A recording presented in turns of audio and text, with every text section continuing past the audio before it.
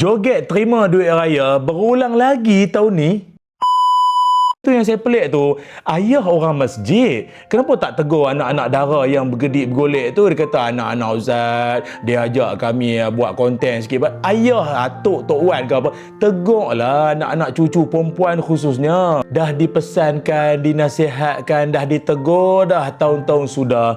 Kenapalah nak mengembalikan balik trend? Orang dah pesan dah. Kenapa semua benda kita nak publish? Walaupun kegembiraan, keseronokan kita nak dapat duit raya, sama ada daripada ayah ke, daripada suami ke apa, kalau benda tu buat secara tertutup boleh tak?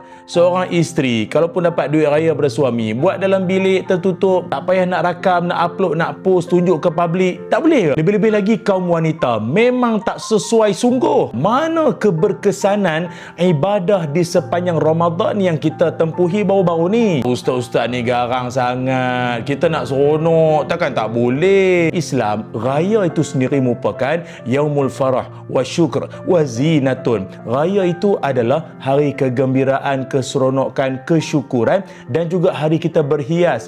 Berseronok itu tidak salah, tetapi gembira dan kesyukuran kita itu mesti atas dasar mentauhidkan Allah Subhanahu wa taala, memuji-muji Allah, bukan duk goyang, golek, bergedik tu. Pun lagi saya pelik yang suami-suami okey mempertontonkan isteri ataupun anak perempuan bergedik semua di khalayak. Laisal aid liman labisal jadid, bal huwa liman ta'atuhu tazid. Raya itu bukanlah semata-mata pada pakaian-pakaian yang baru, akan tetapi raya itu adalah apabila seseorang itu ketaatannya makin bertambah, ataupun tingkah laku, akhlak dan kepribadiannya makin baik, bertambah baik berbanding yang sebelum-sebelum ni. Tak terdetikkah dalam hati kita nak berubah jadi lebih baik, memaknai Syawal yang akan tiba nanti ni dengan penuh kesyukuran, keindahan dan keredaan daripada Allah Subhanahu Wa Taala.